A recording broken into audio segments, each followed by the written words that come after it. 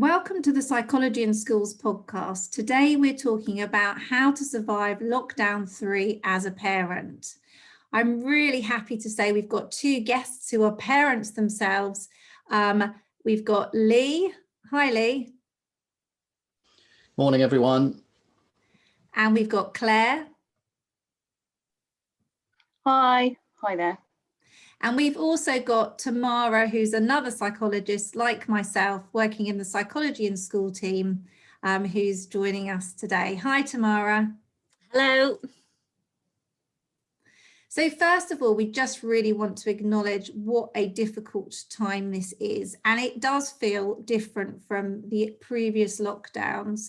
I think we're all struggling with the fact that it's winter for a start, that we're feeling drained emotionally, exhausted from the task of just kind of going through the ups and downs of surviving COVID in general. And it's particularly hard if you're a parent and you're in the position of needing to look after your children at home and provide everything for them. You're becoming their school, essentially. You're their teacher. You're also their friendship and social group, which is really challenging, especially if you've got an adolescent. And you're also just trying to look after the basic needs of your children and other family members too, as well as possibly juggling your own needs and work-life balance, because you may well be working from home too. So it's a massive, massive task. So just thinking, Lee and Claire, about your experiences so far in this lockdown. We're 1 month into it, aren't we? How are you feeling for your children at the moment? What have you been worrying about really from that point of view? Hi, Beth and Tamara. I've got two children, 14 and 16. I think I wasn't actually so worried about my older girl. She has high functioning autism, and she actually really enjoys the smallness of the world at the moment, and because she can get on with it, she's very structured in the way she's very organized. Whereas my other daughter, who's 14, she's a very social girl, and she was, always very, very busy, doing a lot of sport, and just enjoyed her friends so much. So for her, I was a bit more concerned about her and how she would cope with this. Yeah, similarly, I've got a 14-year-old and an 18-year-old, so very different concerns. The 18-year-old is back from university, obviously not locked down there, but locked down with us. So we've gone through that upheaval of the emotional upheaval of him leaving and then suddenly yo-yoing straight back, which presents some issues in itself. And then quite a unique problem, I think, for the year 10 students, and my daughter's in year 10. My worry for her, and I think she worries too, is that they could end up being the collateral damage in some ways. So there's obviously understandably an awful lot of focus on the year 11s that are soon to be or would be sitting GCSEs. But if you look at the year 10s who are just a year away from that position themselves, they'll have lost a year of normal schooling, and that's in no way a slight on the quality of the teaching they're getting online, which is excellent, but it's still different, isn't it, in terms of the way that they're learning. So I think it's just adjusting really to this. And as you say, Beth, this one does feel different. I think this lockdown, I think it's the time of year maybe is a big factor in that. January is pretty blue anyway for many of us. I think it's sort of a double whammy effect. Yeah, I agree with Lee, actually, especially as you've got a 14-year-old as well. The first lockdown was even worse, I think, for my daughter, because they did get forgotten, I believe, in our school. We were sent just work on a Go for Schools website, and we just got tons and tons and tons of work, and parents were getting emails all the time about, you've got this many things outstanding, and I found it stressful, so I had to delegate the emails to my husband to take, because I was finding it too stressful to try and keep up with what she shouldn't be doing and all that. But this time, now she's in year 10, they've got a structured classroom, Google Classroom set lessons, and that's been working much better for my daughter. It goes to show the power of learning, doesn't it? Because I think the schools have much better provision online at the moment, and I think our young people have also got a clear idea around expectations And I do think this time there's a lot more focus on getting the work done. So for some young people that I've been working with therapeutically have said last time there was a feeling that it was sort of okay if you weren't getting as much work done, but this time there is a lot more pressure on young people to be doing as much as they would have been doing in school.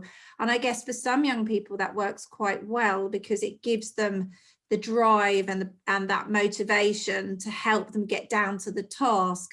But for other young people, I think that pressure can feel completely overwhelming, especially if you have a couple of difficult days and you get a bit behind, then how do you catch up? So I think that there's going to be a real mixture of responses to the extra pressures for young people at this point in time. I think one of the things as well, Beth, that I think is noticeable, certainly now, and Claire, you've probably seen this, is that whilst it's brilliant, they're doing online lessons in the truest sense now that they're actually, you know, there's somebody on the screen and they're interacting with them. They're similarly getting set a lot of additional homework outside of those school hours. So if you add up the 6 or 7 hours of the school day that they're looking at a screen, they're then doing additional homework also sat at that same screen. So I think my daughter was particularly overwhelmed by that last week, in the first week where we moved to that very kind of full-time online system. So it's just, we fed back already to the school to think about the fact that giving them lots of homework when they've been in a classroom all day to then come home and do some of that online is fine. But the expectation of them being stuck online all day for lessons and then more in the evening, I think I think that's something we all need to be mindful of. I think that's a really good point, Lee. I was actually delighted that my daughter hasn't been getting very much homework at all. So in our school, they've recognised that they've got this, you know, long day on the screen. And one of the things she said at the dinner table the other day was, "Oh, at least we haven't got very much homework." And I was really pleased, because at least she can, you know, she comes down, she does a little bit of, you know, we've got a Wii Fit thing, and she does a bit of dancing on that, and she go and make some food for herself and things like that. So it does give them a little bit more freedom, I think, within their sort of cage at the moment. And, you know, I guess just listening, that there's a couple of things just coming into my mind. I mean, I think for children, I think and young people, I think the other thing we need to remember is that, you know, they're not only having kind of all of these demands at school, but they've also lost access to an awful lot of the things that they would normally do to kind of relieve a lot of this pressure. So I've spoken with quite a lot of young people who would say to me, well, you know, ordinarily I would go and catch up with my mates in the park, or I'd play football, or I'd go to a dance class. And those are the kinds of things that give them that boost. So I think that's one of the things that's really quite hard for our young people. But, you know, I guess the other thing around people experiencing this lockdown really differently is, you know, I just think people are feeling incredibly depleted. You know, we have had months, you know, we're coming into our 11th month now of there being loads of uncertainty, of people feeling quite anxious about what all of this means in different parts of our lives. And actually what happens is, you know, it's really helpful for our bodies to have some anxiety for a short period of time to help us to get through something. But I guess what we're experiencing now is a lot of anxiety over a long period of time. And I think what's important to recognize is that for all of us, it's really normal to feel kind of depleted at the moment and feel like you're kind of struggling with some of your emotions.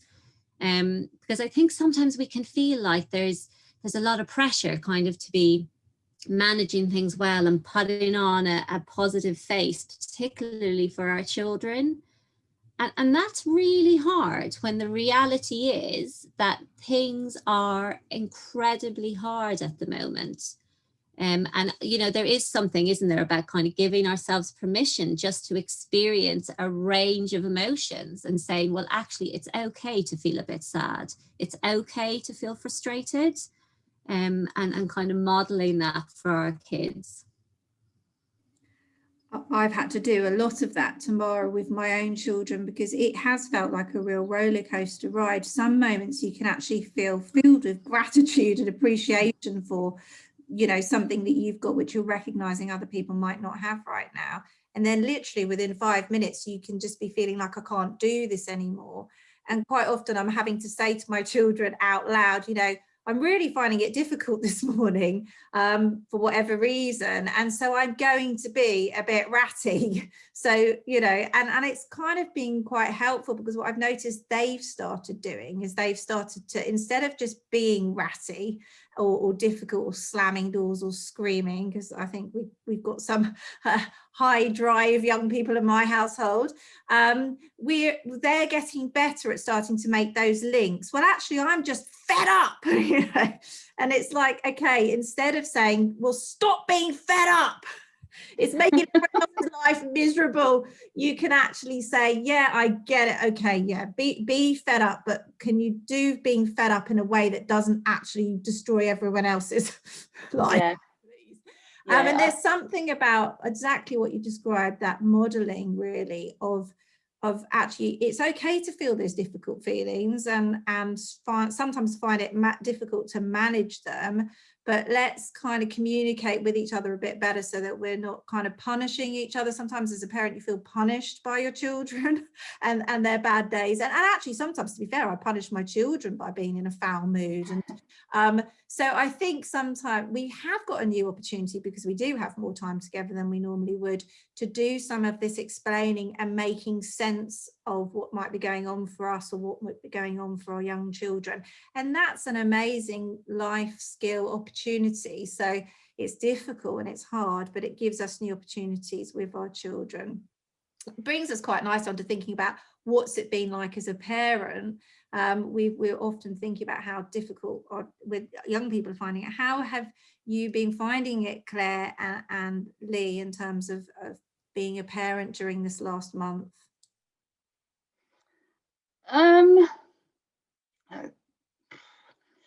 I take every day, I must admit, every day I wake up and I just think about that day.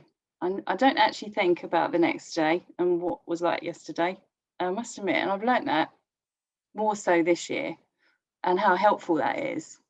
And so, you know, I was fortunate enough to have the vaccine, actually, because I'm a physio and I work in the community, and I had a really bad few days after it, feeling quite depressed and miserable and grumpy.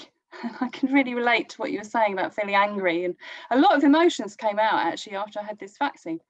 And so I was a bit of a blob really on the sofa, and actually gave into it really, and just said to everybody, I just feel really rubbish. I'm going to be a bit erratic and I might overreact a bit, and I'm really sorry in advance. You know, if it's disproportionate to what is going on, then just tell me, you know. So, and I must admit, we've had a similar conversations, like you were saying, Beth, about your two, you know, at times, and get a bit, you know, get really a bit angry. Verbalizing it has helped enormously, you know, in the absence of being able to run out of the house and go somewhere and do something which you might be worried your kid would do. They can't. So actually, to be able to just, I invite them to shout a bit, or, you know, sing or something, or, you know, just run around the garden a bit, to get rid of it, you know, like we all do. So, yeah. I think for me, one of the things that we've learned, I definitely fully agree, Claire, with the taking it day by day. I've even been joking and talking about taking things hour by hour rather than day by day, break it down even more.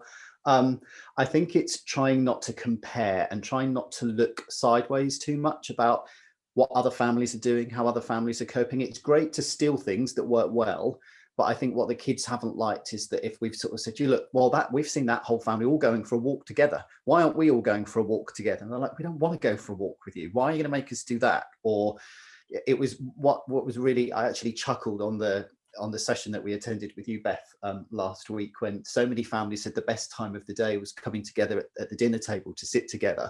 And hilariously, that's been kind of the trickiest for us. We've barely managed to get through 20 minutes at the table without somebody having an outburst about something. And I think it's probably the forced nature of it.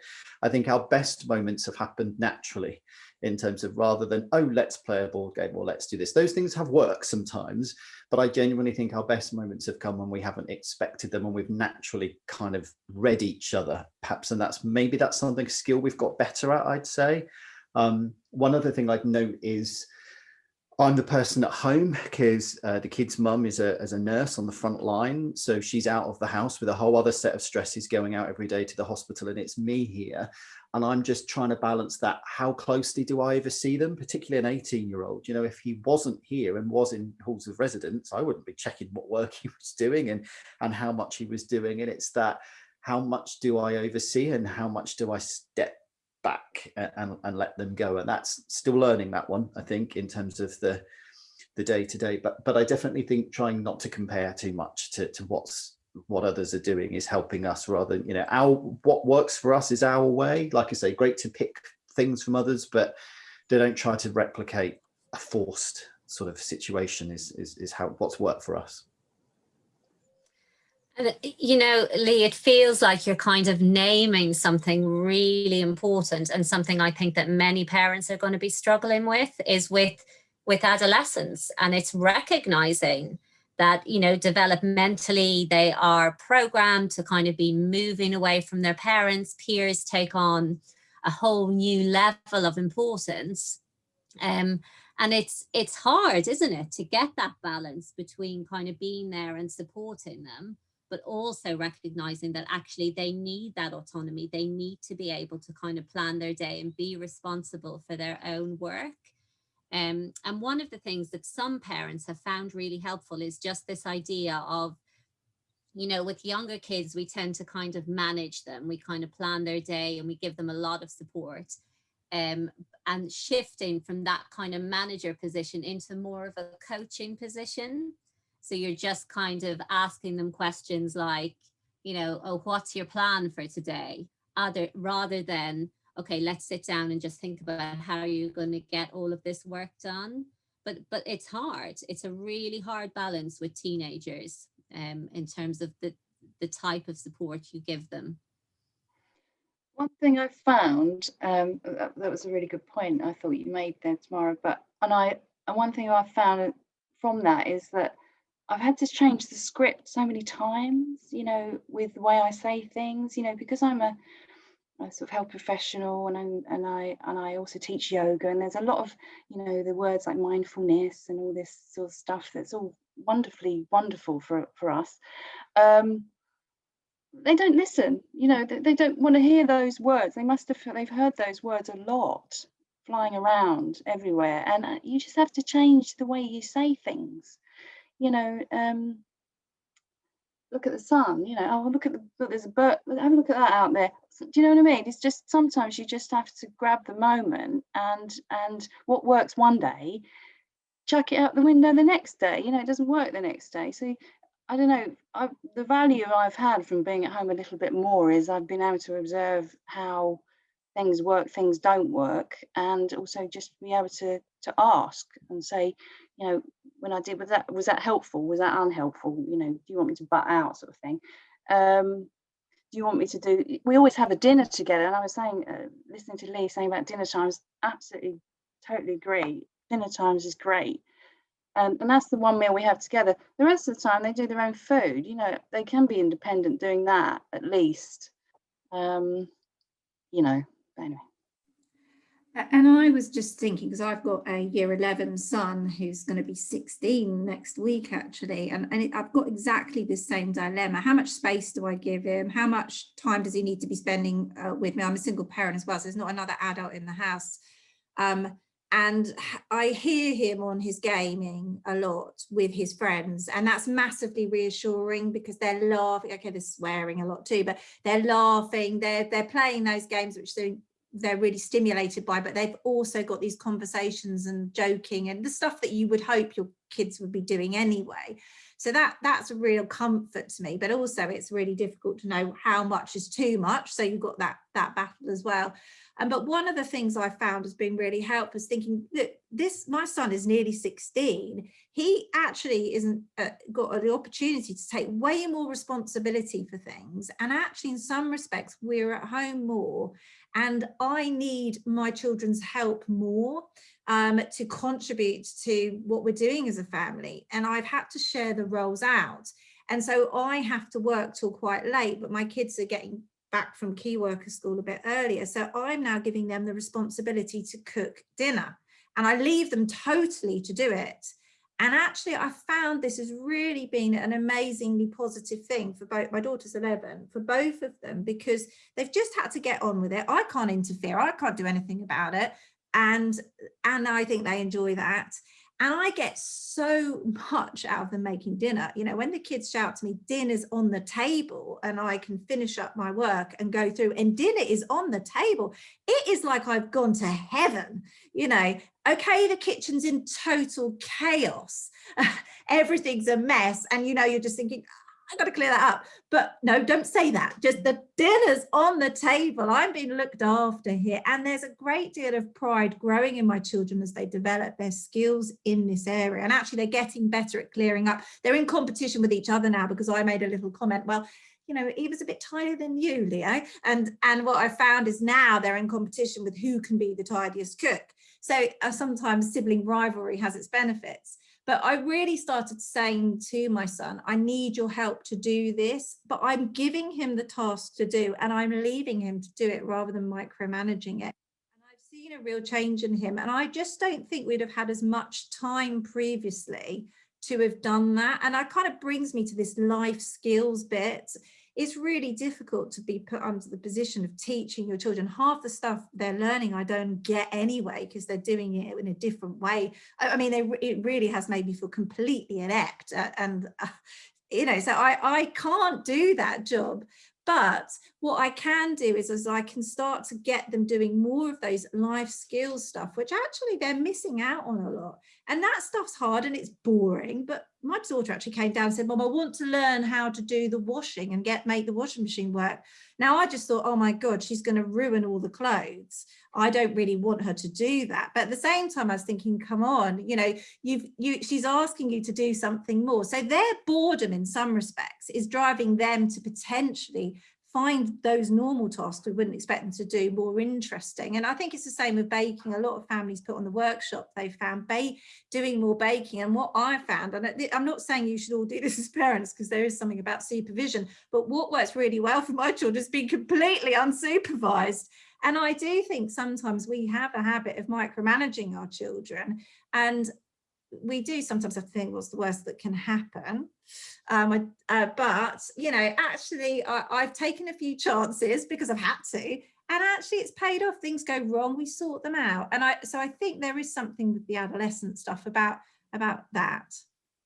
One of the things we've done is be a bit less territorial about space as well in the house. Now, I know that for some people, space is an issue to begin with in terms of how many rooms you have, you know, the size of your house, that can be an issue in itself. But I think certainly in this lockdown, more recently in the last few weeks, I've noticed, so we moved the stereo, the record player, into the living room from where it was in what I call the man cave. And actually it's meant that my daughter has come in, and actually she started buying a little bit of vinyl too.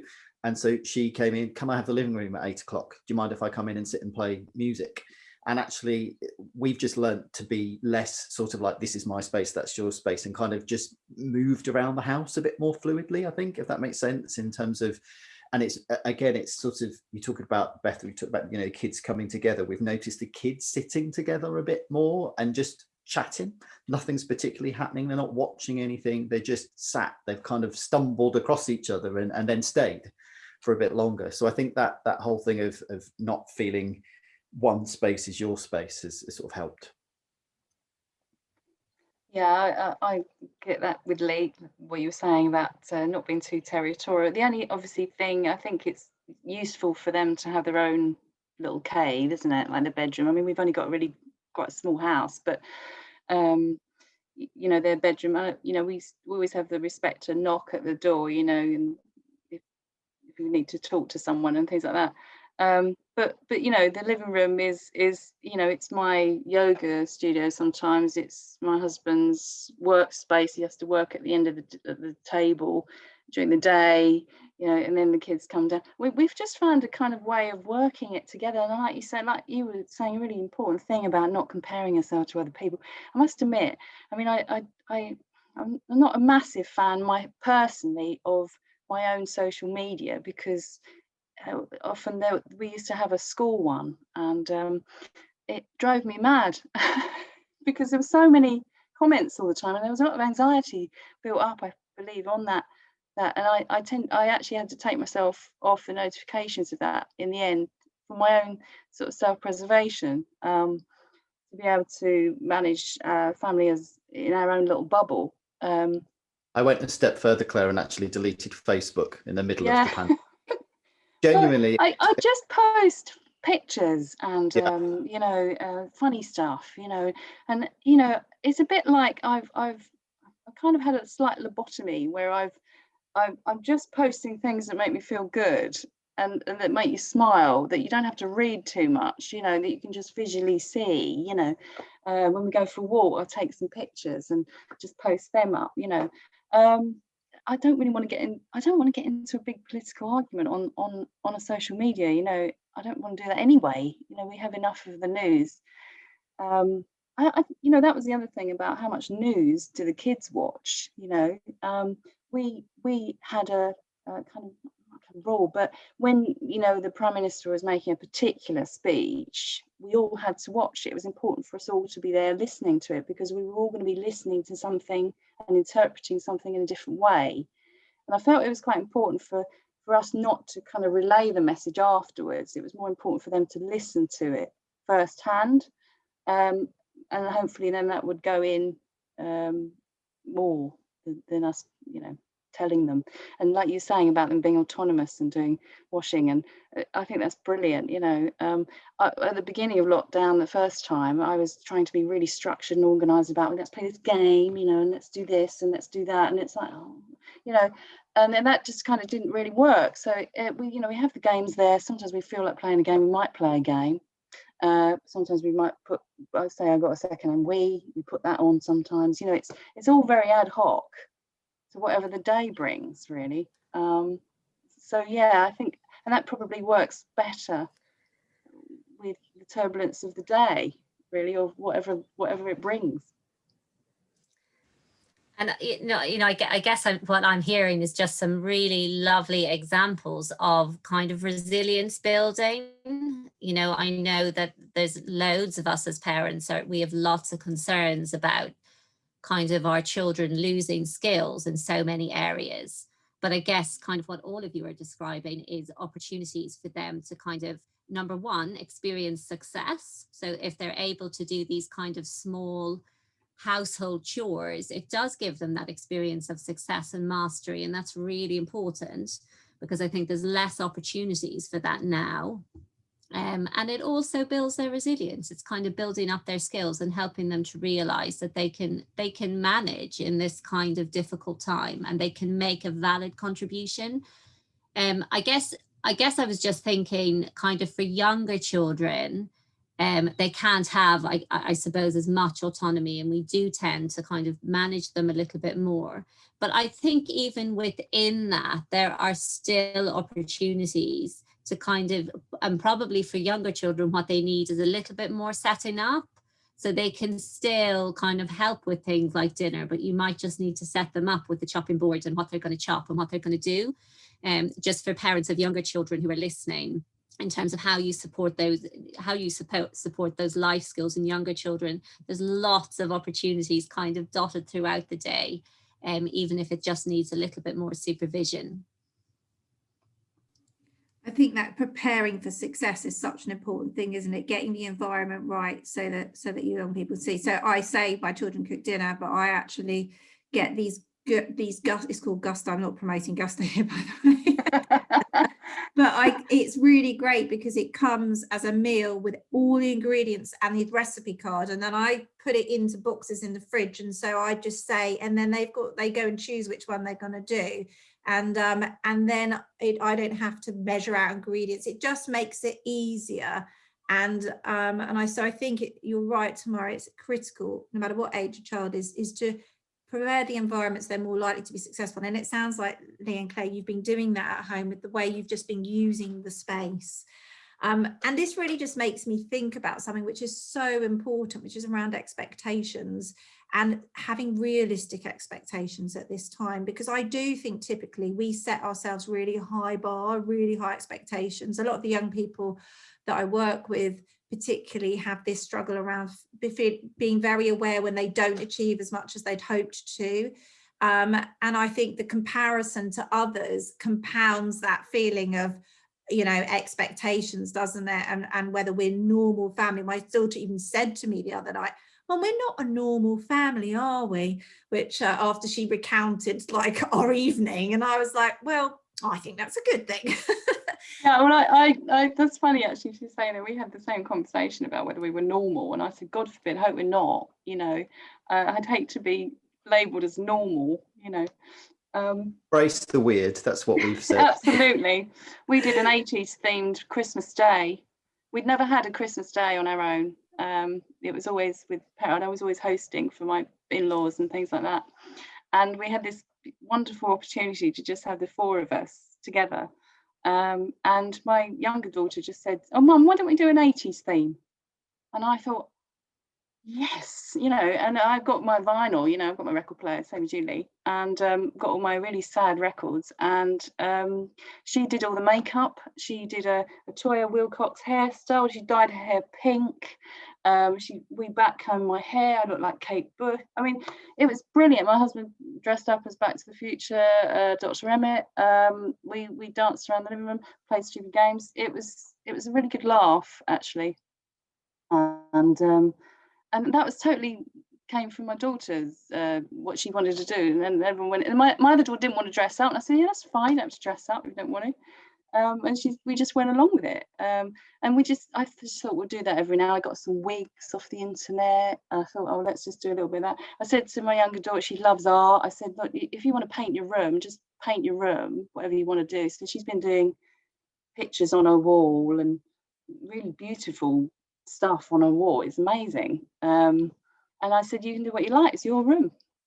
The only thing I am a bit strict about is making sure there's no pizzas under the bed, you know, or you know, food and thing hygiene and laundry. That's the only other thing that I kind of get them to do and set the table, you know. So yeah, we do have rules about things, but we are, like you say, it's everything changes, you know, you have to keep up with it. That's how I feel, is that you can't be attached to anything in particular. You know, you get your strategy and you go with it, and you have to keep reviewing it all the time, and keep going and keep changing, like life does, like the weather does. And that's been a really helpful thing to know that tomorrow we might have a different mood, we might have a different frame of mind, we might feel a bit different. One of the things, yeah. Sorry, Claire. One of the things I've been thinking about more in the past few weeks, where the lockdown is sort of set for longer, is thinking about how important it is to the kids in terms of their appearance, which is something that is affected by lockdown. So it just struck me the other day, my son was stressing, I think, about the fact he can't have a haircut and what it looked like, because, you know, he might be chatting to people online and stuff, and they share pictures and stuff. And I think we've underestimated that a bit, I think, in terms of, we've made a joke of it and gone, oh, well, you know, look at my hair, etc. and da. But I think that's risky to sort of expect them to not care about it just because we've reached the point where we've gone, what can we do? So it's just trying to think about how we can factor that in and make them feel that, yeah, we recognize that's important. What can we do to make you feel good? You know, it's limited in terms of, you know, me coming at you with the clippers or whatever it is, but it's just acknowledging that is something they're feeling, I think, that isn't talked about very much. Yeah, and I think, Lee, you've just made me think about something incredibly important. I mean, I think that's a really lovely example of something that a young person might be struggling with, and us from an adult perspective might have a tendency to kind of think, well, actually, it's not that important. We're in the middle of this global pandemic and we're trying to manage all of these things. But actually, to that young person, it's really important that we just take the time to do exactly what you just described there, and just connect with them and just say, I get that it's really tricky that you can't get to the hairdresser right now. You know, that must feel really hard for you when you have to, you know, you're online and you're talking to your friends and it's bothering you. Because sometimes I think as parents is, you know, we feel like we need a solution and we need to be able to kind of resolve the problem. And actually at the moment, there are so many things that we are not able to resolve for our young people. And I guess in those moments, it's just remembering, if you're able to respond with empathy and compassion, what that young person is going to experience is you have seen them and you have understood what they're experiencing. And actually what that's going to do is it's going to really deepen your connection with them. So thank you very much for bringing up that example, because I think that's a really important point for us to mention. Yeah, and actually going back to what Beth was saying about you know, life skills and encouraging them to be helpful to you as well. I mean, it sounds like I've been using them you know, for my own needs, but you know, my daughter Tess is fantastic at doing hair color, so she's been coloring my hair every 5-6 weeks because I'm grey as anything. And my other daughter has been doing my bookkeeping. So I give them some money, and that's their pocket money, and they have extra money, but they do that as a job, and they have rules about the job. So they've got to do it at a certain time. They've got to book a diary. They've got to do Google Calendar. They've got to, you know, and that's been really empowering, I think, as well. And it's been helpful really for me and our family.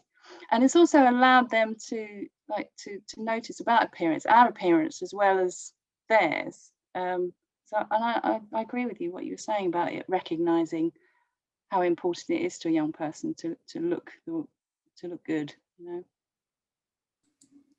I think we can all agree there's a lot less hidden in our lives, isn't there, being stuck together in this way. And there's some really challenging stuff that comes from that. And it sounds like talking about it and naming it and being patient with one another and kind to one another is really helpful with that. And opportunities for our children to get to know different parts of us. Like, my children have seen me at work now. I always used to think, God, if my kids saw me at work, they'd be staggered how different I am to how I am at home. And now they have, and I kind of feel a lot of guilt as a working parent who's been working really hard during this pandemic about the fact that I've not been as available to them. I have hardly done any homeschooling with them.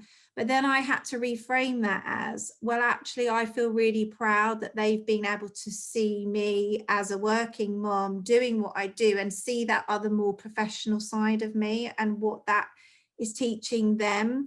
And also not just that, but kind of like expressing the other bits of you. Like, music has become so much more important for some reason. And I'm just thinking about your 80s party, and like, we had this Radio Norfolk interview this morning, and after I'd done it, I put on some really loud music and I was shouting, yes.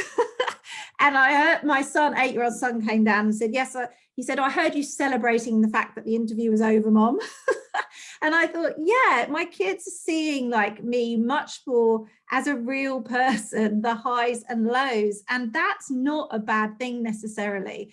And they're getting to know me better, which is a really weird thing to say, because you think your kids should know you pretty well because they're your kids. But it's brought some good bits and some challenging bits. But I don't know if that's anyone else's experience as well. Yeah, definitely. I mean, I didn't put the music on after the interview this morning, but my husband was really sweet. He said he was listening to it, you know, and then he gave me a big clap, you know, when I came back up, and I was like, yes, I managed to say a few things. And I thought you were really good, by the way, Beth. Actually, I thought it was excellent what you said. But yeah, the one thing we did get last Christmas, actually, which has been enormously helpful, was a little Echo Dot thing for the kitchen, and it wasn't overly expensive. But you know, and when I just feel a bit miserable, if I get, you know, my parents have been a bit poorly, and it really helped for me to just say, can you play something, you know, that I like, something upbeat like Madonna or something like that, and then it just lifts the mood. And I know that my mood has, like you say before, on your workshop, a ripple effect in the family, and so I do feel like my mood can sort of, if my mood is reasonable and consistent, roughly consistent, then it does sort of help the rest of the gang, if you like.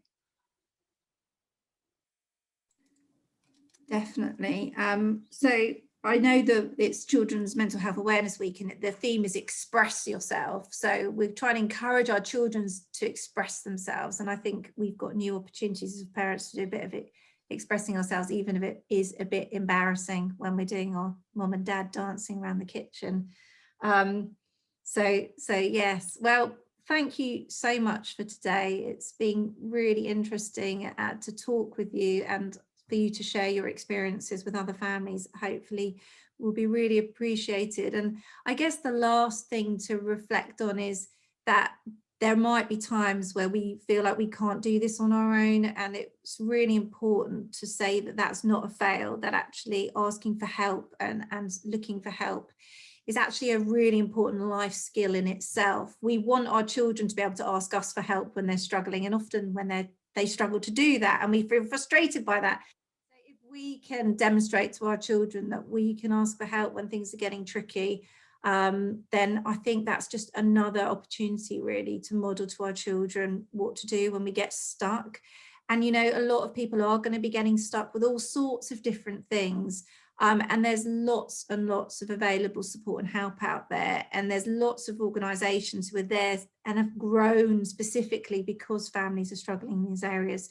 So my advice would be to reach out, and we're sharing some really helpful links and resources, as well as a guide to all of the offers that are out there at the moment. There's something called Epic Dads, you know, and it's really nice, Lee, to have you on the call, because sometimes I think we don't represent, the male voice isn't often represented enough in these spaces. So thank you so much for that today. And I think, you know, again, dads are sometimes having a different experience of life because they're at home more than they might have done before. So it's important to just hold, you know, the differences in gender in mind there. And so, yes, so reach out, look at email us, and we can send you that resource pack. Come to our workshops. You know, we've got some themes. We've got one on anxiety next week and the low mood the following week, and we're going to be doing lots of different things driven by what you want as parents. And there's so much knowledge and expertise within the parenting community at the moment. You can all support and help each other, as Lee and Claire, you've been able to do today for us. So thank you so much. And we look forward to sharing another podcast with you again sometime in the future. Thank you. Thank you very much. Thank you. Thanks, guys.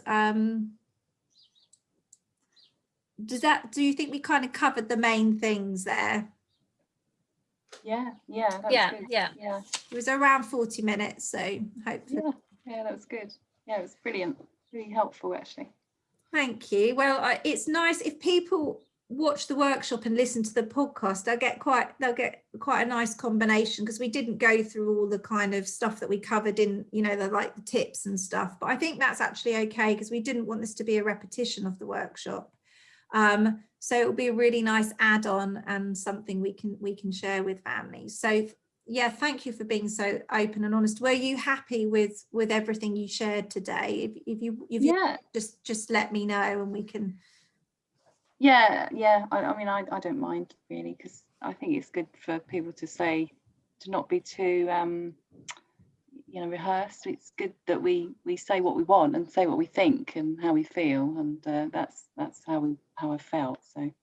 And we're not going to need any editing as well, which is nice. I'm just so scared about the recording not being recorded. Oh. Because I do a bit of podcasting and other stuff, the kids are used to being completely mortified about the fact that I appear on stuff every now and again. So I don't think I've done anything any more embarrassing on this than anything else before. So. That's really good. It's my first podcast. So well done. You were amazing. very much. And Absolutely. I think it's always surprising, actually. You expect there to be loads of bleeps and loads of things that go wrong, but actually it's flowed really well today, and everyone's connection's been great. So I think we'll just literally be able to top and tail it and get it out there. So thank you, guys. Yeah, No worries. Fantastic. Thanks for asking us. Nice to No meet worries. you, Lee. Thank you. Bye. You too. Bye. Bye.